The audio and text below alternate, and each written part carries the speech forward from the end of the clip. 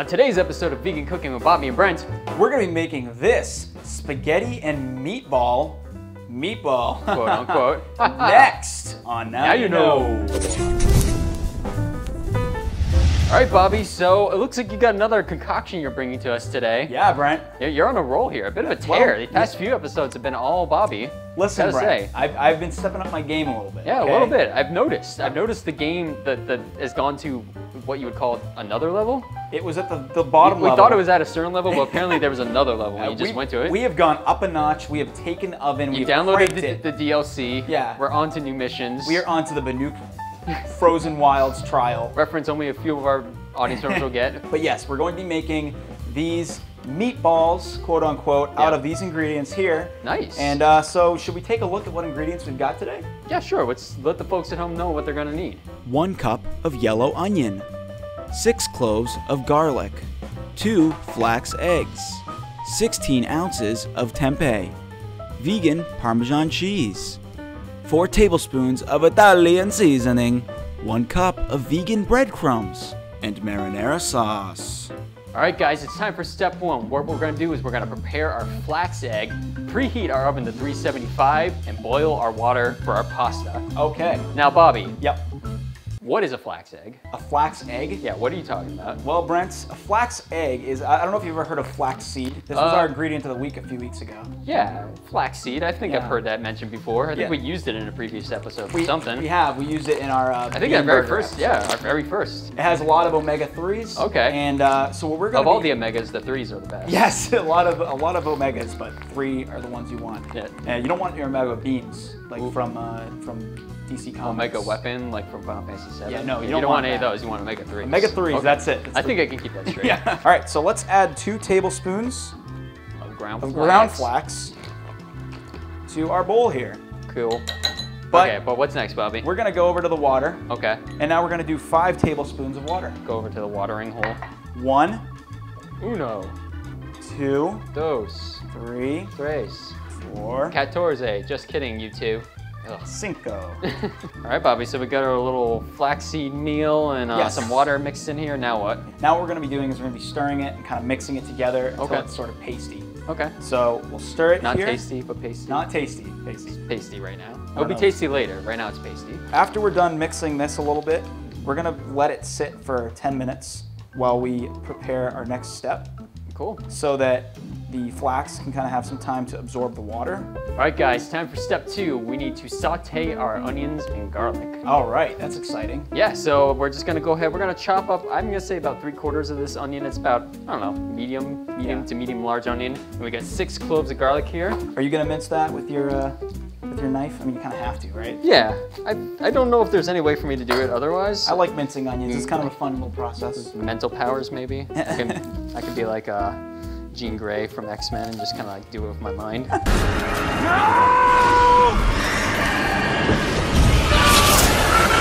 That'd be cool. Now, Brent, I find that it's easier to remove the little skins from garlic cloves. Yeah. When you kind of like chop a little tiny bit off the ends. Yeah, that's actually what I do at home too, so I'm gonna agree with you there that kind of helps out quite a bit. So Zach just gave us a cool little tip. If you squish the garlic clove with your knife, like so, it kind of breaks off the skin for you. Break me off a piece of that garlic skin. I like it. Kit Kat. Fancy feast. All right, so I'm finishing this up. I don't know if you want to get cracking on those garlic cloves. Yes, all right. We gotta get sauteing. So what we're gonna do is we're gonna get ready and we're gonna start by putting our pan here on a medium heat. And let's put some oil on there. Kind of eyeballing it here. So Brent's about to be done bringing his onion over here. So I'm gonna start slowly but surely mincing our garlic right onto the pan with this garlic crusher. Garlic press, as you might call it. I like crusher better. Brent, you can throw that on there whenever you're ready. Cool, I just don't want to get in your way. Go ahead. Oh yeah, that's perfect. There we go. So that's ready to start sauteing.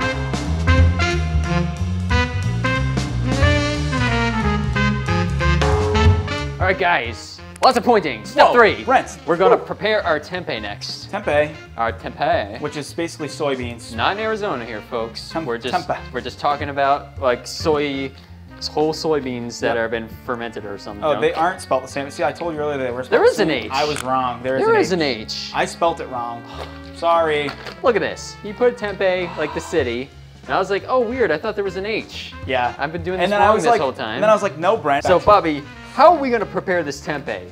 Help me out. What are we doing? We're gonna be food processing. Oh boy. The tempeh. So we're gonna cut open our tempeh here, which we got at Whole Foods. Cool. And if you don't have tempeh or access to tempeh, you can replace it with chickpeas, where it's just as well. Oh, okay, cool. Yeah. Interesting. So I'm gonna cut it up a little bit. Okay. So we get kind of like this little diced pieces of tempeh. Sliced and diced. Slice and dice. We'll do 4 chunks each. And should we just throw that right in the food processor? Yeah, let's do it up. I want to see you put this thing together. Give me that tempeh. Oh, jeez. I didn't know how to do it like a minute ago. Okay, I think I got it. So you turn I don't know this if you to the right. I'm not feeling confident that you got it. I think I did. Yeah, maybe. Turn it to the right. We'll and then find you out put what this it in when here. it turns on or doesn't. Put that to Okay. Right? Cool. I mean, it's like coming off the side. That's probably not good. So let's throw the tempeh in there. All right. Let's do this. We'll find out. Okay, so we're gonna pulse this actually. Okay, The pulse recipe pulse calls pounding recipe. some All right. pulsing. I think you gotta turn it on first. Like I don't think on. it's plugged in. No. Well, there we go. Oh. Break it up a little. Remix. So what we're going to do now is we're basically going to be putting our tempeh in the bowl. And then we're going to be putting the rest of our ingredients in as well. So let's do that. Darn Let's you, just Bobby. pour it in, baby. The blade is meant to go in there. We're gonna be eating that too. You need to put the blade in there because you want to make sure that you're testing yourself. That's where you're gonna get your Check iron for from. blades in your candy. Yeah, exactly. Yourself I like alert. this resourcefulness you're going over here. Using the blade to scrape out the rest. I've never seen anyone do that before. Well, you've seen it here first. We're right? changing the game. So we're gonna add our flax seed in. Okay. Flax egg. Flax So as you can see, our flax egg has kind of gotten a little bit more mushy. It's gonna since be we've nice let and it pasty. sit. That's definitely pasty. It's pasty. No doubt about that. We're gonna mix that up after. Gonna mix it up after. Okay. All right. Jinx. Jinx. Double jinx. Triple jinx. Oh, no. Oh!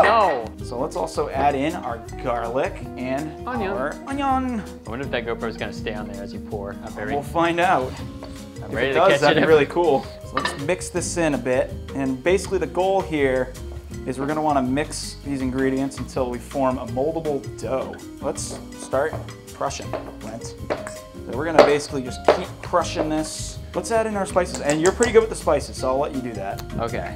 I'm not a measurer, so I'm just gonna just kind of eyeball like lay it on. Make sure Do we it- want a little salt and pepper Yeah, action? I usually do like 6 good cranks of pepper. And let's mix that in. So Brent, I was on the internet the other day. The internet. In the internet. You know what that is? It's a series of tubes, right? Yes. That's what I heard. Interweb. So I went on and there was a picture of a man farming marshmallows, like natural marshmallows. Oh wow. And for a minute, my brain actually thought that marshmallows grew on trees. For about a minute. Yeah. And I just thought to myself, Oh, so that's how they grow marshmallows. and I was like, wait.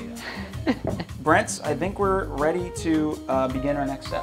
All right, cool. All right, so this step is basically going to be where we roll our now doughy meatball substance into a small dish with our breadcrumbs and our vegan Parmesan cheese. Ooh, yeah. So let's kind of like take a look at this vegan Parmesan cheese. This is pretty good. It's by a brand called Go Veggie, as you can see here. This brand you can find a lot of places. Stop and Shop carries Go Veggie. Market Basket carries them sometimes. Yeah, so they're a pretty popular brand as far as some like more maybe chain Food type. Lion if you're in the South. So first, we're basically gonna want to put this. We're gonna make this mostly breadcrumbs. Okay.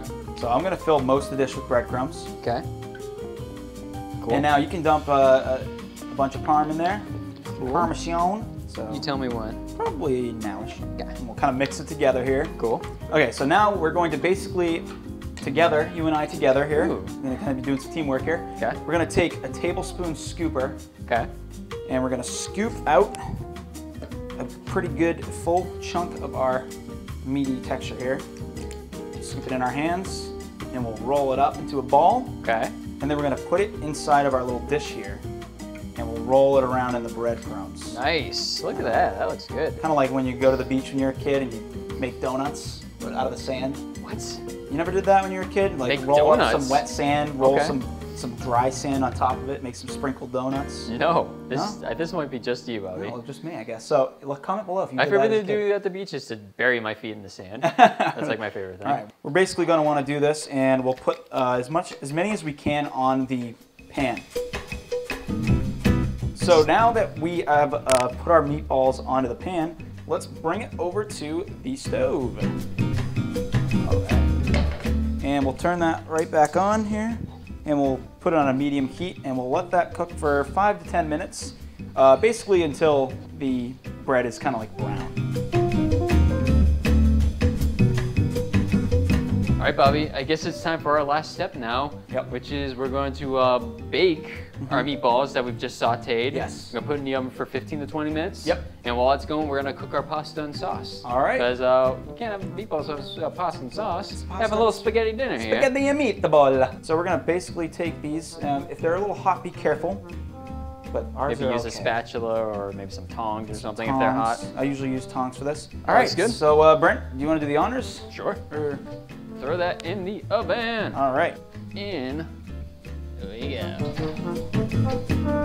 All right, so now let's get our pasta going. We got actually some gluten-free brown rice pasta here, Bobby. Gluten-free, Brent. Why is that important? Why is that important? Well, you know, there's a lot of people out there who have celiacs and gluten sensitivities. Yeah. And this is a really good alternative. I use this at home because my wife, Christy, has a gluten sensitivity, so we use this particular pasta at home, so it's good for that. Yeah. And apparently, I've heard that here in the States, more people tend to have celiacs and stuff like that.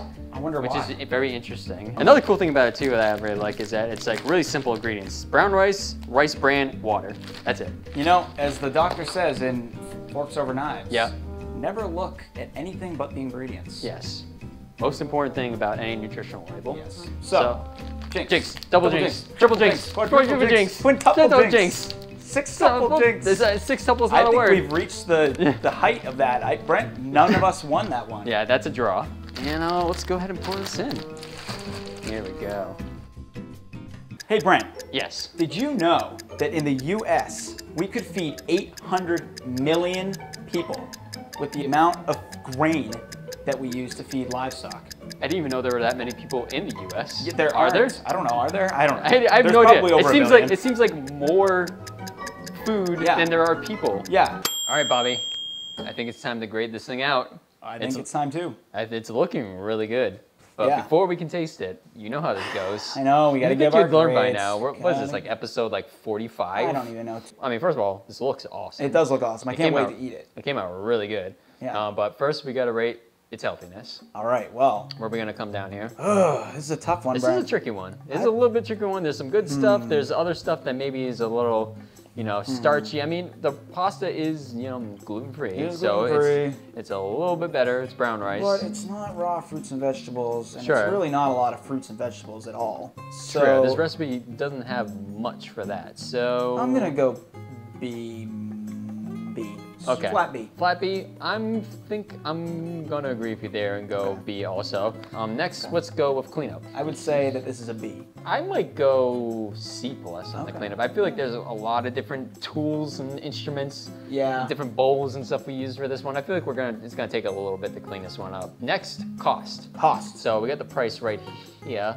You know, somewhere here on the screen. That's not too bad. I mean, you see, the tempeh was probably the thing that went a little bit over. Right, and we also bought like a full thing of breadcrumbs. We bought a whole thing of flax. You know, these are the sort of things that you buy once and you're good for a while. Yeah, you can make this a ton after If you actually account for how much of it you actually used in the recipe for the price, it's significantly And I mean, cheaper. we've got 5 meatballs each here, and we still got We got a ton. We're feeding the whole family. Yeah. Like we were talking about, we're feeding the whole family with this. So this could I'm actually gonna go, I think, B+. I'm gonna agree with you on that one, B+. I think it's pretty good. I mean, you know, again, maybe not as cheap as just, you know, your straight up, you know, meatballs and like regular pasta as opposed to gluten-free pasta, which usually costs a little bit more. Okay, Brent, it's time. Yep. Are you ready? Everyone, I think I am ready. Are you ready to be judged? All right, here we go. Taste time. Taste. Well, it cuts well. I think if we had a little more sauce on this, it would taste a lot more meatball-y. Okay. But I'm gonna go B+. I'm gonna be right there with you and also go B+ on the taste. I really like it. It's got a good consistency. It's a little bit softer than I'd say a normal meatball in the middle or whatever. But I like the taste, other than maybe a little more spice, and little more spice, a little more sauce. I'm liking it. I really like the tempeh. I have a feeling I'm not gonna be able to eat all of this. It feels like it's gonna be very filling. It's very meaty and filling. I'd say it was a success though. I think this came out really good. This is a really nice homemade vegan meatball. I think we done did it again. We done did it again. We aced this one. Nice. Well, we beasted it, but pretty good though. We did pretty good, you know. All right, guys. So there you have it. We just finished up our vegan meatballs, and they were pretty good. So yeah, thanks for watching this episode. Be sure to comment below if you want your comment to be in our comment of the week. Yes. Ask any questions you have about going vegan, or things you want us to. Or if you want to talk about any of the random pop culture things, like we had someone who addressed my dislike of Voldemort as a villain the other week. That was a great I really comment. appreciated that. Aprons. Patreon, yeah, check these guys out. We still have a few of these left, so make sure you get over there, check it out. You know what else? Get on board. What else we have? Mugs. What are these bad boys? Well, you see, this is the new Now You Know mug. Look at this. On Patreon. Look at this. Look at this bad boy. Look at this. Look at this. What? Yeah, so check out our Patreon, and thanks for watching. Now you know how to cook vegan stuff with Bobby and Brent, and I'm gonna keep eating. Yes. Yes. No more jib-jabbing, more eating. All right, so this comment comes from Adam Costa, and he says, can you show where in supermarkets you guys buy things like tofu? Oh my God. That's actually a really good question. That's the sort of thing that you wouldn't necessarily think about, but it's actually a really good question. Adam, that's a great question. And you know, in my experience, just the other day, I was trying to actually make these meatballs at home. And this meatball, obviously, as you saw, calls for tempeh. Yeah. And at my local market, I couldn't find the tempeh anywhere. Interesting. But the answer to your question is, mostly you'll find the tofu and tempeh-like stuff in the produce section. Yeah, usually they have kind of like where the kind of refrigerated area where you find all your different refrigerated veggies and stuff. There's usually a section of prepackaged stuff like spinach and all of maybe some of the store salad dressings and things like that. There's usually sprouts. There's usually a section in there that has the tofu right there. Yeah. Now, keep in mind every grocery store might be a little bit different, so you may have to ask someone who works there just to be certain. But when in doubt, check that section because that's almost always where it is. And if you can't find it there, you can always find stuff like this at Whole Foods. Whole Foods is usually a sure thing when it comes to tofu and stuff like that. So yeah, Whole Foods is usually never out of stock. So that's the answer to the question and the comment of the week. Yep. And let's get back to the cooking. Back to the cooking.